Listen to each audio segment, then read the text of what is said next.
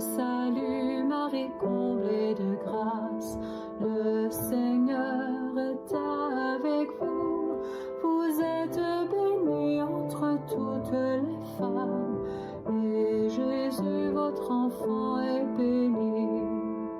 Olá, seja muito bem-vindo a mais um ensino da nossa escola Sede da Sabedoria. Iniciamos um novo bloco de temáticas depois de falarmos e discorrermos sobre a questão da moral familiar, matrimonial e sexual. Agora estamos nos detendo no campo da bioética. É um campo também muito amplo, que envolve também discussões amplas, complexas, delicadas, diversos campos de conhecimento, enfim.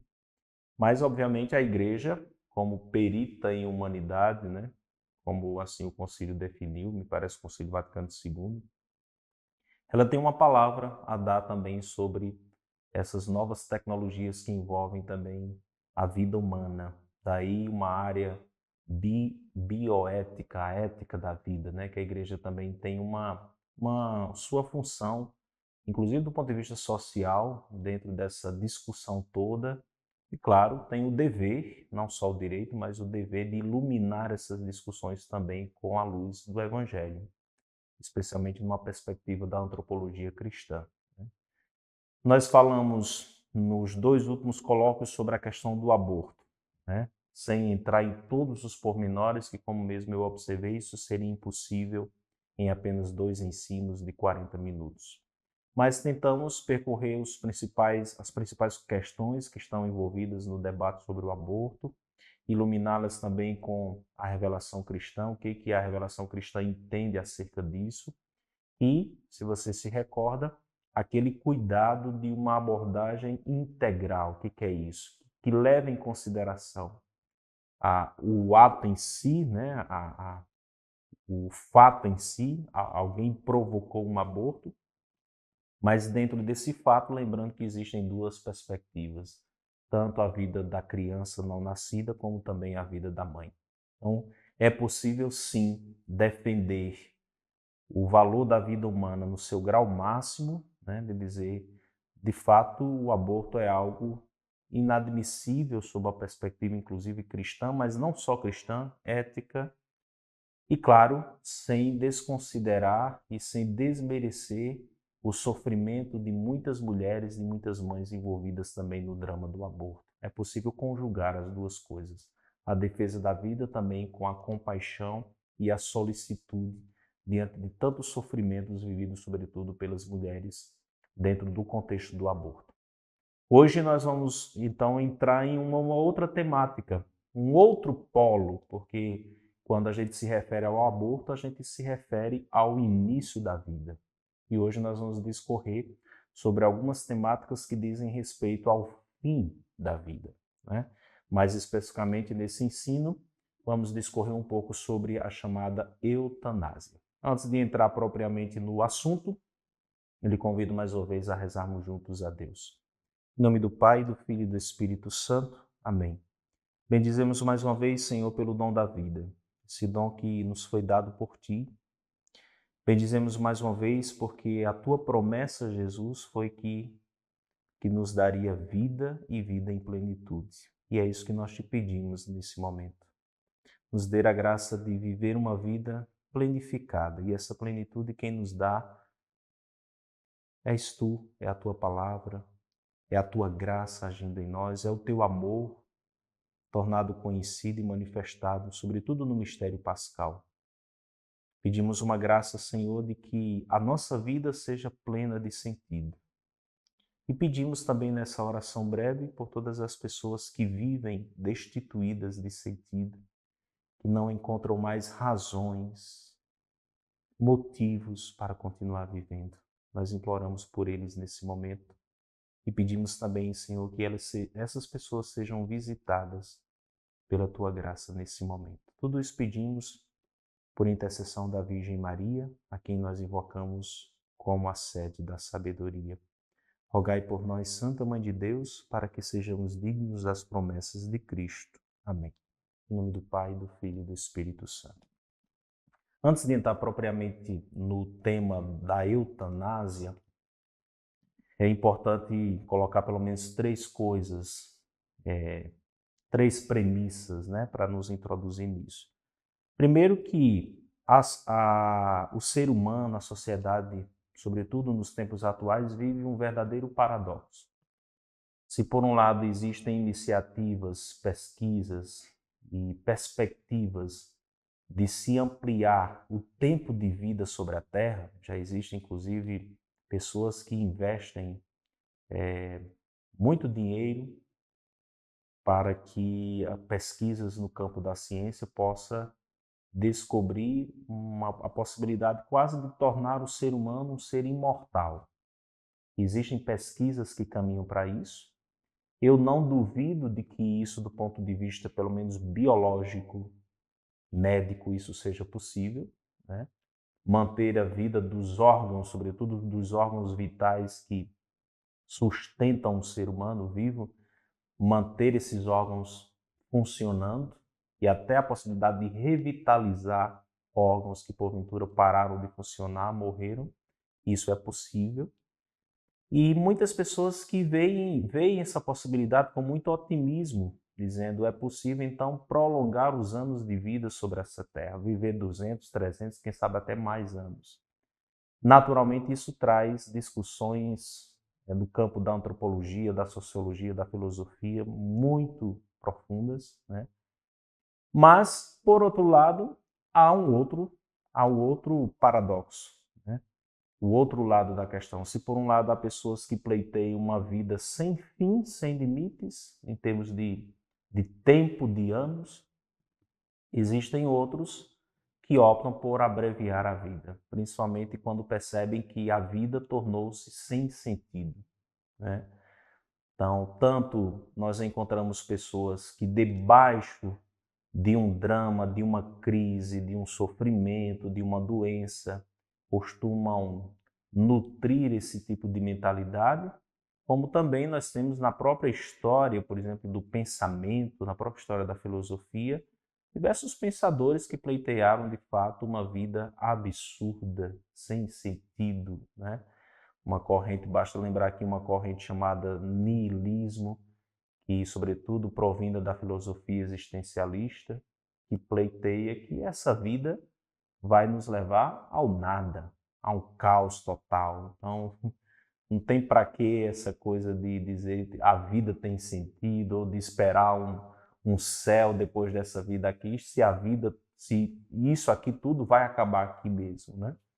Então, muitas pessoas impregnadas desse tipo de pensamento de matriz filosófica ou acometidas por situações existenciais específicas, concretas, que pretendem a todo custo simplesmente abreviar a vida. E é por isso que eu digo, é um verdadeiro paradoxo, porque enquanto uns querem prolongar a vida, outros querem abreviar a vida. Mas isso está bem presente, sobretudo, na sociedade contemporânea, né? Depois nós temos um outro elemento.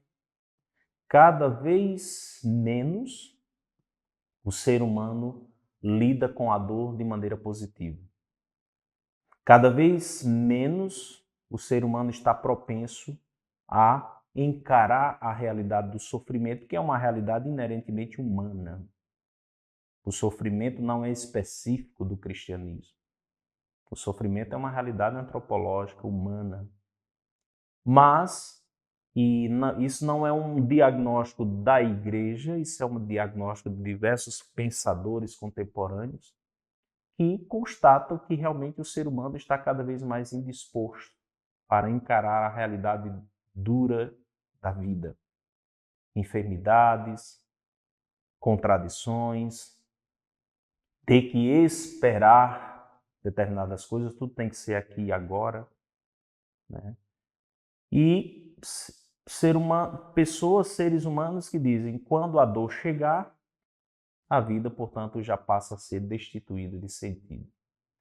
Então, é visível que esse tipo de postura, de fato, é muito diferente de uma cultura de certos anos atrás, onde havia, querendo ou não, um ambiente cultural que nos diziam, diante de uma dor, diante de um sofrimento, encaremos, né? Façamos disso um instrumento, inclusive, de crescimento, de amadurecimento humano perante a dor, perante o sofrimento. Muitas vezes uma dor e um sofrimento não buscado, não provocado, simplesmente ele veio. E nesse ponto a revelação cristã também tem uma mensagem muito atual a proclamar e a testemunhar perante a realidade do sofrimento, porque muito provavelmente o cristianismo seja a religião única, provavelmente, né? Seja a única religião no mundo cujo Deus é um Deus também que sofre por sua criatura, né? Então, de fato, o cristianismo tem uma mensagem muito concreta, muito atual, muito eficaz acerca do sofrimento humano. Como conferir sentido ao sofrimento humano, que a própria revelação cristã, o mistério pascal, o Cristo sofredor, de fato ilumina essa realidade. E uma outra coisa, um terceiro ponto como premissa antes de entrar no tema da eutanásia, que é, hoje se faz perguntas muito profundas e muito incisivas, por exemplo, o que significa viver? O que significa vida? A vida é simplesmente uma questão de natureza biológica, de genética? A vida possui algo mais profundo?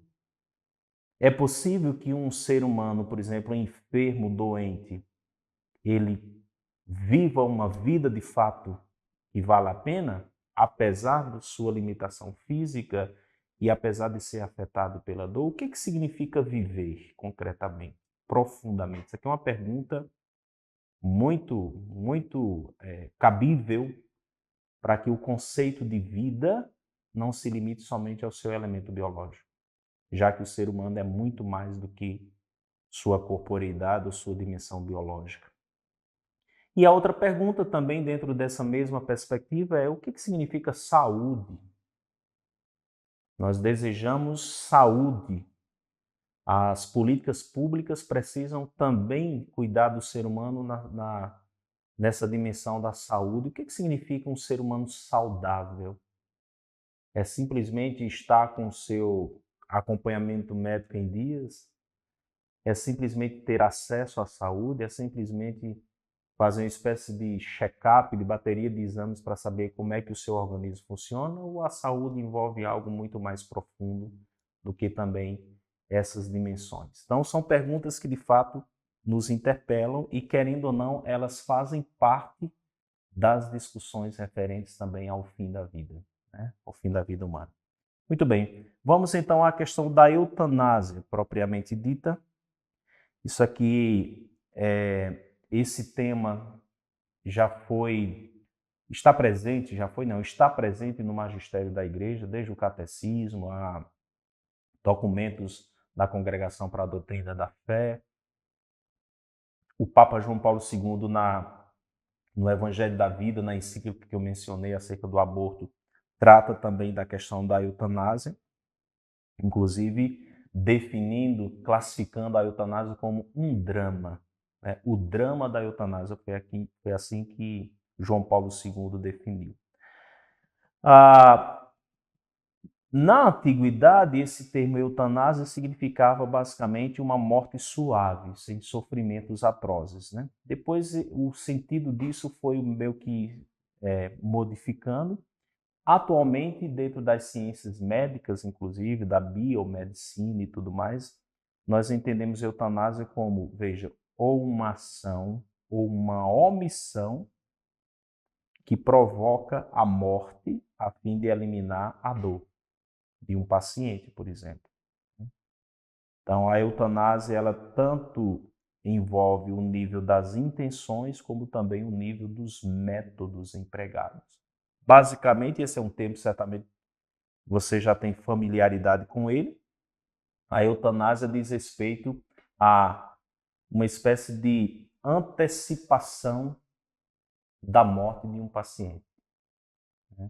Então, vamos imaginar que isso pode ser uma pessoa já um ancião, um idoso ou uma idosa, mas pode ser também pessoas, às vezes, relativamente jovens do ponto de vista biológico, mas acometida por uma enfermidade grave e que dentro desse procedimento de que não há muita perspectiva de vida para essas pessoas, então se abrevia o momento, se abrevia a vida dessa pessoa, antecipando o momento de sua morte. Essa questão ela é muito profunda, envolve diversas nuances também, mas há constatações, inclusive, na história de prática da eutanásia também, envolvendo pessoas deficientes, doentes mentais, né? Pessoas muitas vezes dentro daquela mentalidade funcionalista, o ser humano existe para funcionar em favor de algo, produzir algo, né? Essa mentalidade que quando uma pessoa chega a um nível onde isso não é possível, é como se tornasse inútil para a sociedade.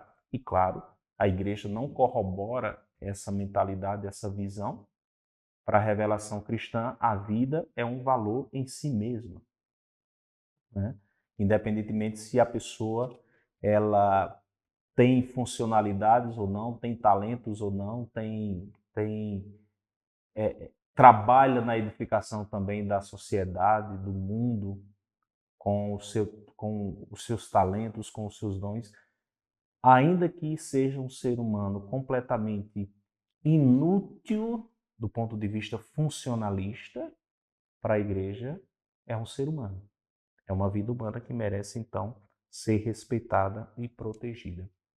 Qual é a visão da igreja, do magistério, acerca da questão da eutanásia?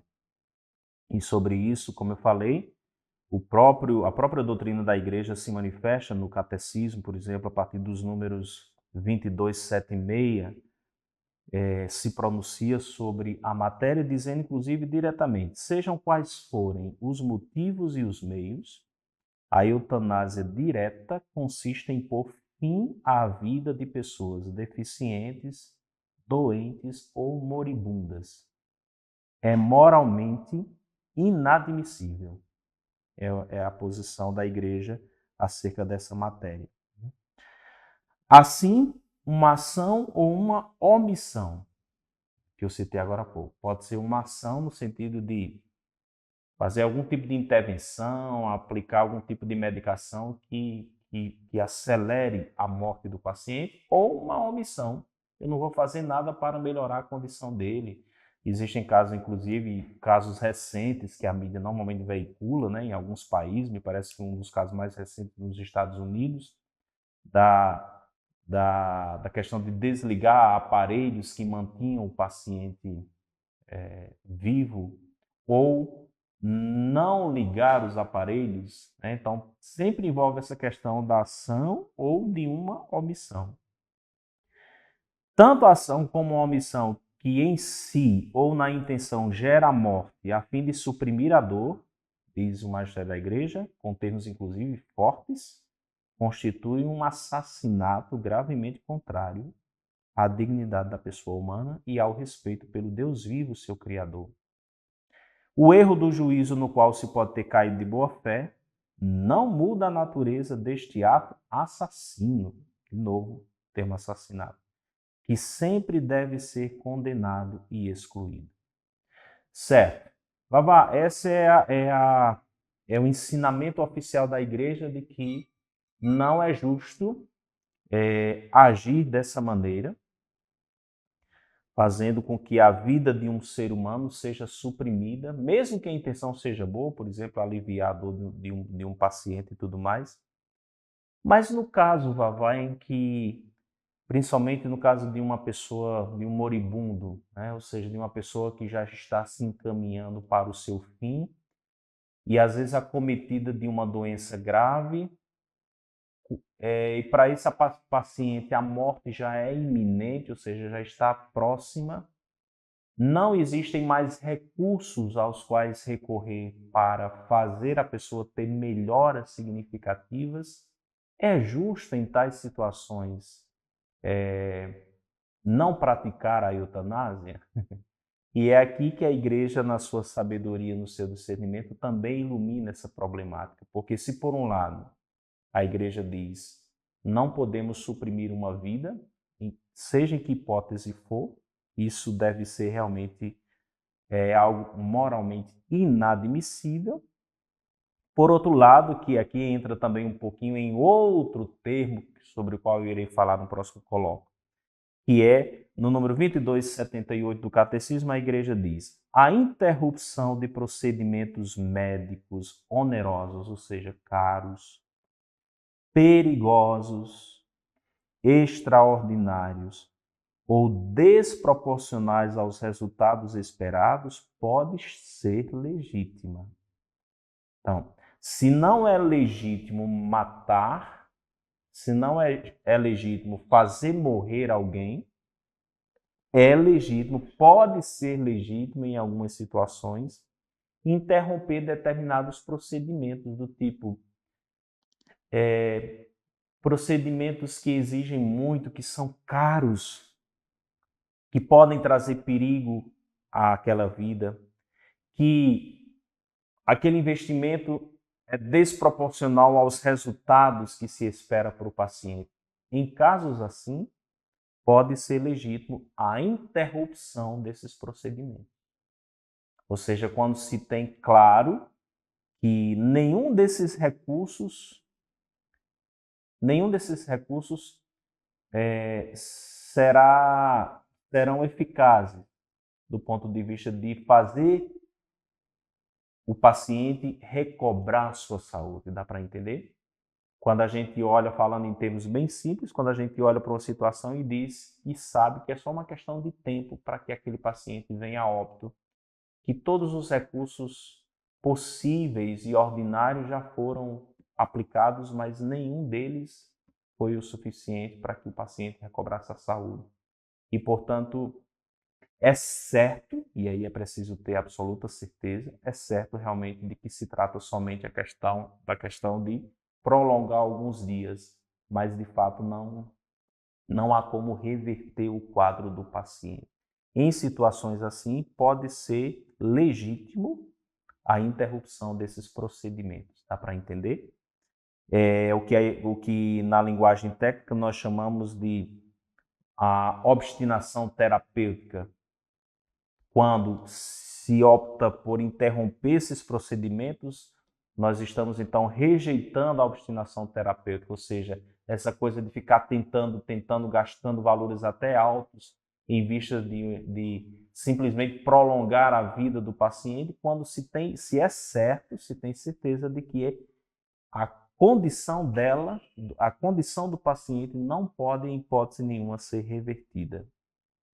Com isso, a Igreja também faz questão de esclarecer que não se quer, dessa maneira, provocar a morte, mas aceita-se não poder impedi-la. Dá para entender a diferença? Na eutanásia propriamente dita, se provoca a morte. Nesse procedimento de até suspender determinadas intervenções onerosas, perigosas, não se provoca a morte, se aceita a morte. Isso aqui é totalmente diferente. Então, isso tanto da parte, se for o caso, de um paciente que porventura esteja consciente da sua condição, seja por parte dos responsáveis legais daquele paciente. Então, se aceita a morte. Sabe-se com toda certeza de que aquele paciente não há como reverter aquele quadro, não há como trazê-lo de novo à vida do ponto de vista de continuar sua vida normal, de recobrar sua saúde. Mas também não se provoca a morte, de maneira humilde, aceita como uma realidade própria da condição humana. Essas decisões devem ser tomadas pelo paciente, como eu disse, se tiver competência e a capacidade para isso. Se não tiver, essa decisão deve ser tomada pelos que têm direitos legais, respeitando sempre a vontade razoável e os interesses legítimos do paciente. Mesmo quando, diz ainda a Igreja, mesmo quando a morte é considerada iminente, os cuidados comumente devidos a uma pessoa doente não podem ser legitimamente interrompidos.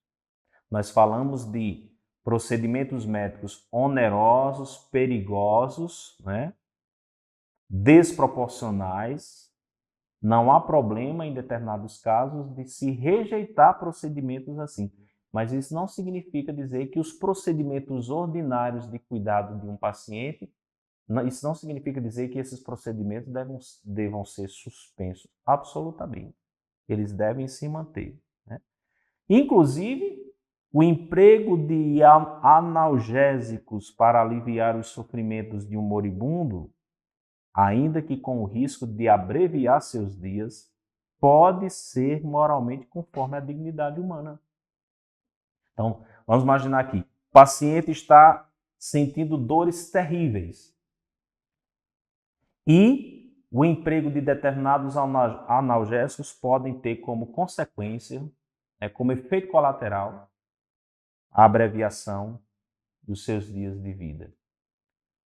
Nesses casos, pode ser moralmente aceitos e conforme a dignidade humana, porque, por mais que abrevie os seus dias, se está oferecendo ao paciente alívio de suas dores. E sabe-se de antemão, sempre, por isso que eu insisto muito nisso, sabe-se de antemão que os seus dias, de fato, só serão abreviados, mas que a morte é tida realmente como certa. Então, para abreviar aqueles últimos momentos da vida do paciente, é justo e é ético, né? É moralmente aceitável o emprego de medicações, de analgésicos, mesmo com esse tipo de efeito e de consequência. Os cuidados paliativos constituem uma forma privilegiada de caridade desinteressada. Ou seja, todo tipo de emprego, de medicação, de procedimentos que tenham como finalidade aliviar o sofrimento daquela pessoa que está naquele contexto, né? Então, o parecer da igreja é exatamente esse: não provocar a morte. Só Deus tem poder absolutamente sobre a vida. Mas, por outro lado, pode-se e é moralmente aceito que se suspenda determinados procedimentos e aceite a morte como algo realmente inevitável. Então, eu não provoco, mas simplesmente eu aceito. É óbvio, e você provavelmente já sabe, que essa temática ela tem sido muito atual nos tempos de hoje, né? E como o aborto essa temática envolve diversos campos de discussão, por exemplo, o campo do direito, o campo médico, né? Envolve questões, por exemplo, relacionadas à relação médico-paciente, envolve questões dos direitos do indivíduo, né? Mas também das obrigações que os tutores de uma pessoa em estado assim também têm em relação àquela pessoa, que não pode decidir por si mesmo perante o seu destino, mas, de certa maneira, entregou essa decisão a pessoas que respondem por ela. Enfim, envolve questões de ordem filosófica, envolve questões também de ordem religiosa, e por isso que nós estamos tratando de uma temática como essa dentro do contexto também da nossa fé católica, uma vez que a igreja também se manifesta sobre essa questão, compreendendo também todo o drama que está envolvido dentro dessa perspectiva, né? Então, como eu disse em relação ao aborto, eu diria também em relação à eutanásia. Nós falamos sobre isso, nós discorremos sobre isso, nós refletimos sobre isso, mas quem nunca passou por uma situação assim não consegue mensurar realmente os elementos que estão envolvidos num drama como esse. Principalmente se a pessoa tem um mínimo senso de valor e de dignidade da vida humana. Então, imaginemos que você ou eu passe por uma situação dessa com um pai, com uma mãe, com um filho, com um esposo, né?